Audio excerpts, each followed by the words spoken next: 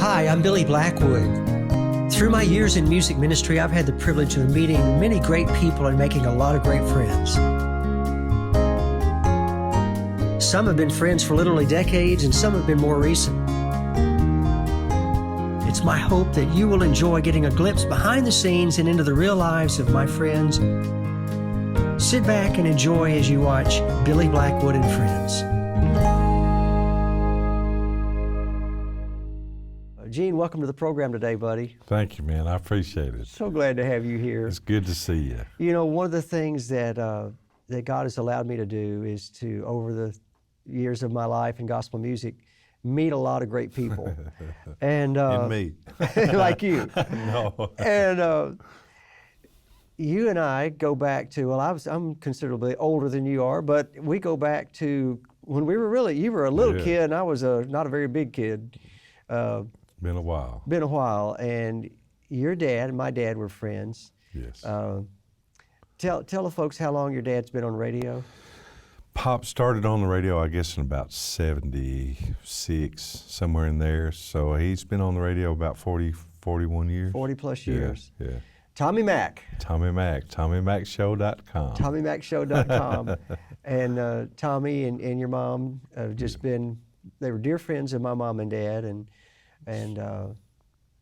I remember as a kid, I was probably, I'm going to guess I was, I don't know, 15 maybe, 16. Yeah. When we first met, and you were about eight or 7. Yeah. And a few years back. And I was traveling with the Blackwood brothers, right, playing drums, and in southeast Missouri, where you grew up, there in the Boot Heel, or close to it. Kennett, Missouri. Kennett, Missouri. Your dad's radio program was there, and we were doing a concert in the area. Right. And I remember your dad being on the bus, and I remember him bringing you up on the bus. And you were just, you were just his son, little kid, coming up on the bus, and all, bright-eyed and on the big bus, and how much fun that was. And I think you probably rode to the concert or something with us. I don't remember. I did, matter of fact. And that's my first, that was the first time we met, my first right, memory of you. And now we're 40-something years later. Is that right? Yeah. No, it can't be I'm that 52. So. Oh, great. Well, I'm not going to tell you how old I am. But anyway, here we are all these years later. Right. And God has blessed you and given you so much favor. For folks who may be watching today who don't know, you currently sing with a guy who's pretty well known in gospel music. Been on tour with Bill Gaither since 2008. So it's been 2008. Yeah. Wow. And from 98 to 2007, I sang with the Florida Boys. Okay. So sang with them for 10 years, yeah, and so the Lord's blessed me a lot. Sometimes you forget how blessed you are, but when you reminisce a little bit, then you realize that I've gotten to do a lot of things that a lot of people would love to do. And be around a lot of people that are true heroes for me. I mean, the Gaither videos, for me, I was the kid in the candy shop. I mean, all my heroes, because of my father and mom and music. I mean, all my heroes were there. There wasn't anybody that, And so it's been an awesome journey for me to have the privilege of getting to know them on more of a personal basis, and just getting to love on them, and letting them know that they made a difference in a kid's life. When we were talking earlier, just before the program, you were telling me a story that just comes back up for me right now, and I found it just so cool, so interesting, about the church camp that your son's now going to. Yeah. And share that with folks, because that's a cool story. Well, this is a great. It's Camp McClanahan in outside of Kennett, Missouri, Black River Baptist Association, and my father went to the camp in the 50s, and then I went to the camp in the 70s, and I have just taken my son for the 4th year in a row to this camp. at first he didn't know if he would like it because there's no electronics, and it's out in the middle of the woods, out in the middle, well, there ain't no woods in southeast Missouri, but out in the middle of a watermelon patch. Yeah. And you told me where it was located, something about there was a creek or? There's a 19 ditch is what it's called, but it's a drainage ditch, but Okay. it's where we swam before the church camp put a swimming pool. Okay. And so we swam in 19 ditch, and on this side is Camp McClanahan, then the ditch, and on this side was my grandfather's land. And so my father, whenever he would go, my grandfather had a general store in the middle of our land, and my dad would get tired of going to church camp, and he would swim the ditch and go to Grandpa's store and sit with him until Brother Mac would realize that Pop was gone, then he'd go get him back at the store. So, you know. And so now your son is going there. Yeah, That's he cool. is. He loves going, and the first year I took my son, and the second year I took 2 boys, and the next year I took 2 different boys, and this year we took 4 kids from Tennessee to this church camp. So I think, you know, every year that my son goes, he brings 4 or 5 more friends, and you know, if it's just fun. I love doing it. You know, the thing that I love that story because that faith that was passed down. Yes, sir. You know, from your dad to you, now to your kids. It's just you know, that's just such a cool thing to watch and to see. And you know, I mean, like our dads were friends, and Right. and because they were friends, we're friends. Right, I mean, they exactly. passed that down. Gene, I don't know if you see this, but in the world, you know, a lot of people can have friends. Right. But the thing that I've noticed, and I think maybe you've seen too, is that in the kingdom, and particularly even in gospel music, Right. you know, we have friends. There's such an interconnectedness. There's such a family of people. It really is. I think that if we cannot convey God's love if we don't share love with each other. How can I tell somebody about His love if I can't feel love from the guys that I'm with? Our industry, you know, I might not see you for another year, but we'll pick up where we left off from this time because there is a common bond that no other genre of music has. Right. You know, we have wonderful singers, great things, but if we don't have the common bond of salvation, then it's not the same. I mean, we have to have, that is what connects us all in our industry anyway. You were talking earlier before we were filming today about Ben Spear. Yeah.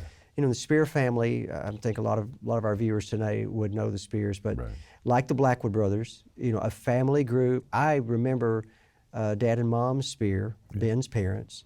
When I was a kid, I went to both of their funerals in Nashville because the Spears and the Blackwoods and the Lefevres and all those old family groups were friends.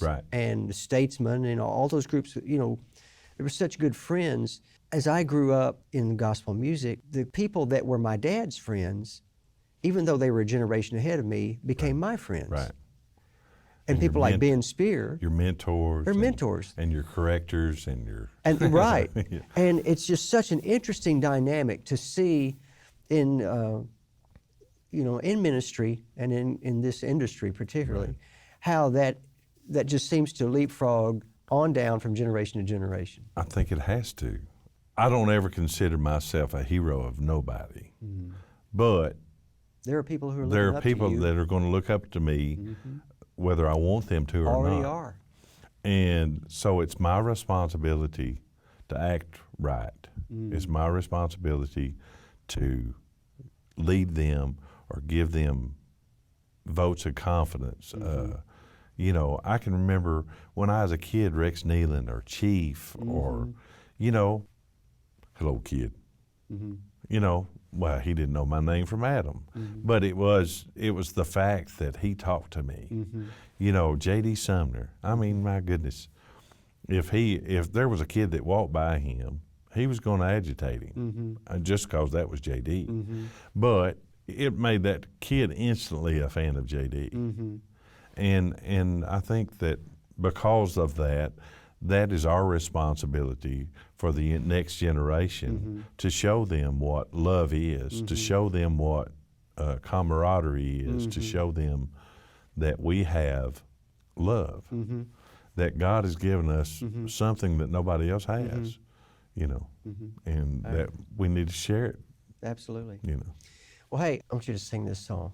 I love this one. Got a cool little bluesy feel to it. And as Gene prepares, just kind of get comfortable and sit back. You're going to love this. This is called Stand By Me.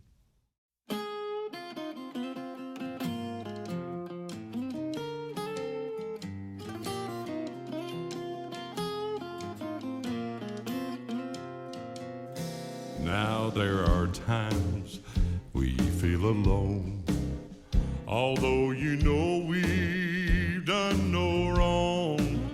Oh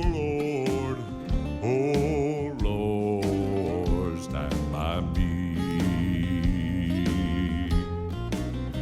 And there are times we stand the test.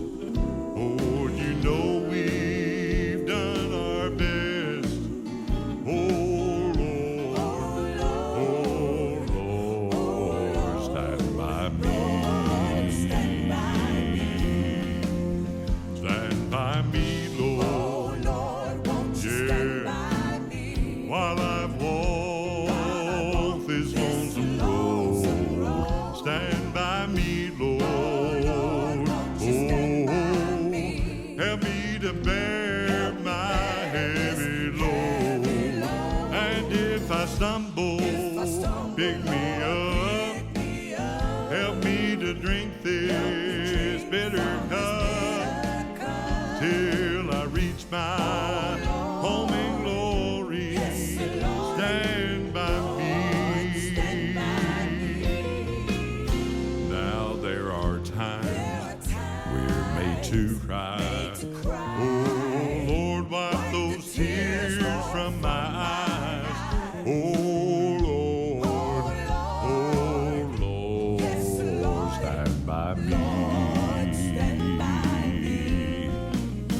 Now there are times we're made to fret. Oh, you've never failed us yet. Oh Lord, stand by me. Stand by me, Lord. Oh, while I walk this lonesome road, stand by me, Lord. Oh, help me to bear my heavy load. And if I stumble, pick me up. Help me to drink this bitter cup till I reach my home in glory. Stand by me. Stood by my father and my mother. Stood by my sister and my brother. It was amazing, oh, how you saved me. It was a grace, Lord, that brought me till I reached my home in glory. Stand by me till I reach my home in glory.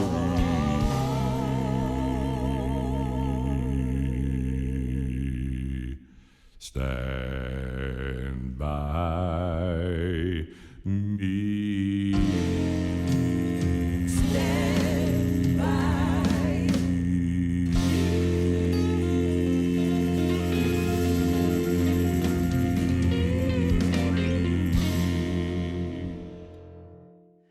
Wow. Stand By Me, Gene McDonald.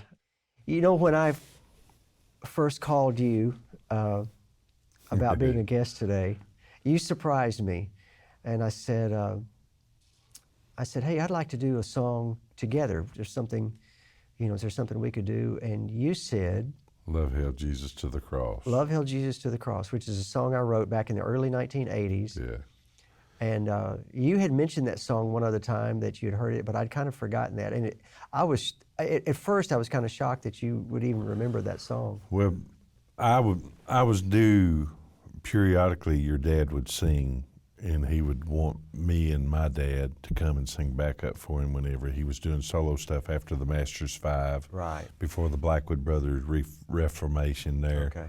He had given me a cassette of you, and it had Love Held Jesus to the Cross. Mm-hmm. This is probably about 88, 89. Okay. So I met you again through the Gaither videos about 94. Mm-hmm. And the first I came up to you and I said, man, I love Held Jesus to the Cross. And you looked at me like, I can't believe you even know this Right. song, you know. And I said, your dad gave me this CD, this cassette, it wasn't CDs. He gave me this cassette and I listened to it. Man, I love the song. Can I get a copy of the words? And I never thought I'd hear anything about it. You sent me the copy of the words. And I have never recorded it. I've always wanted to record it. I've always wanted to sing it. I've never sung it live that I know of. And it was just, man, such a great song. If anything, there's nothing in this world that could have held Christ, but love did. Mm-hmm. He loved me. And that's, to me, the ultimate gift that I could have. I'm not worthy of anything, but he died for me. Mm-hmm. And he died for me alone. It's not, he died for everybody by themselves. Mm-hmm. And so that song has always meant a lot to me, and through rough times, that song came back to me periodically through my life, and so it's just been a great song. Wow. You know. Well, this has got to go on my list of favorite things I ever get to do, is to sing with you. And this is a song that God gave me, like I said, back in the early 80s, and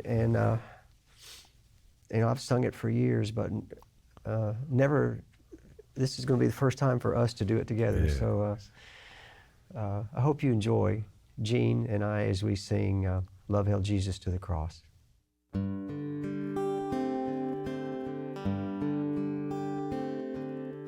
Ever since I can remember, I heard the story told of Jesus' death on Calvary. How the soldiers mocked his name, crowned his head with thorns, and nailed his hands and feet to a tree.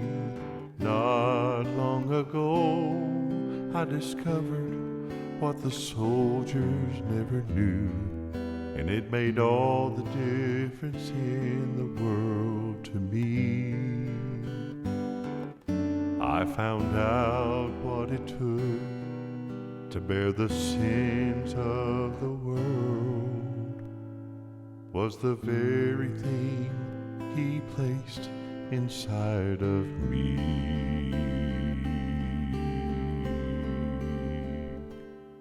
Love held Jesus to the cross.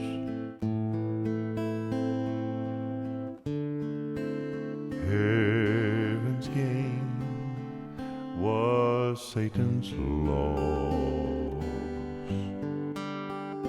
Man has never forged a nail that could have held him to a tree. No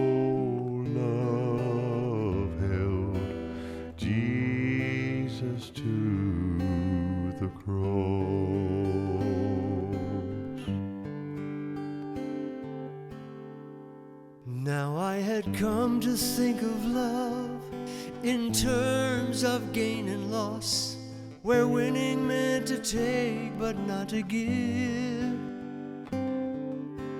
Then I saw an act of love in a death upon a cross by a man who had every right to live.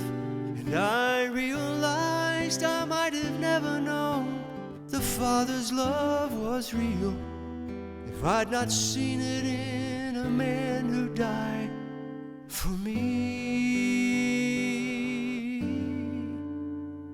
And in that moment Jesus showed me love's not just a state of mind, as he gave his life so love could live in me.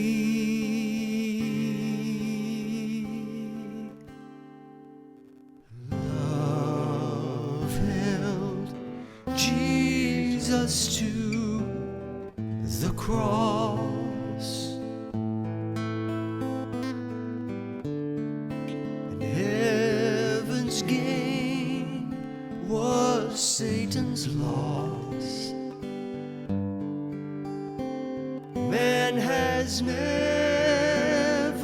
forged a nail that could have held him to the tree. No, love held Jesus to the cross. Man has never forged a nail that could have held my Savior to the tree. No, love held Jesus to the cross.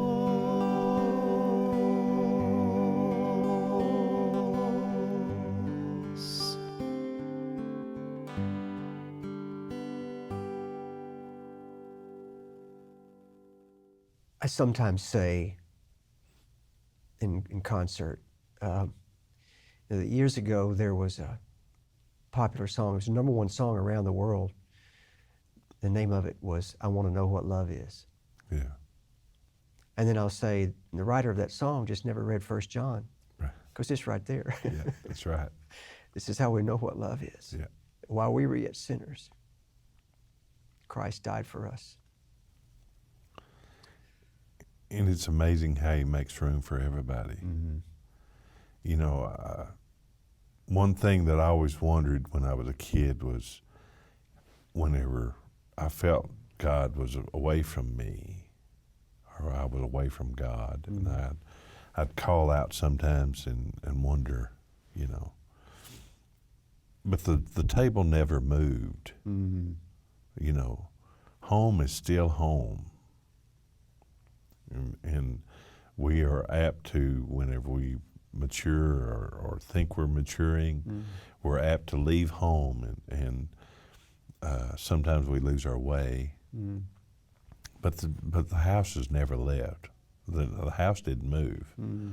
And so that's, for me, that was God's love. God's love never left me. I left God's love. Mm-hmm. And so that's the reason why I feel like the love that we have, the camaraderie that we have, that common bond is God's love. Mm-hmm.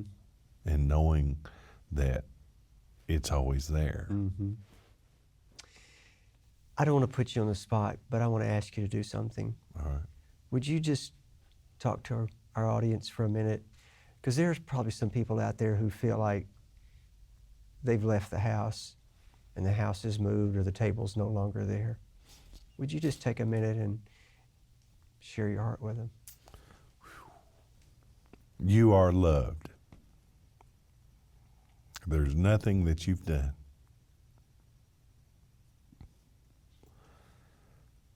nothing that you've done that can take him away from you. The table is always there. The setting is always there. He's waiting for you to feast at his table. God loves you more than life itself because he died for you. I didn't realize what love was until I had a child of my own.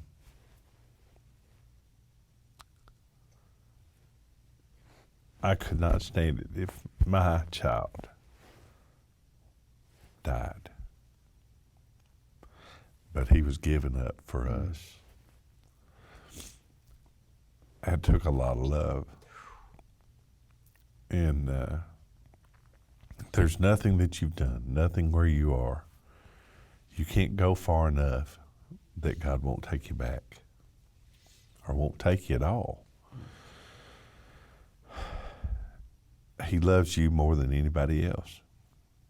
There's no one else in this world that he loves as much as he does you. And if you don't know him today, it's real easy to find him. God loves you. So do I. Gene, thank you so much for coming today. I thank you for giving me the opportunity. I love doing this. I love the family reunion. It's good.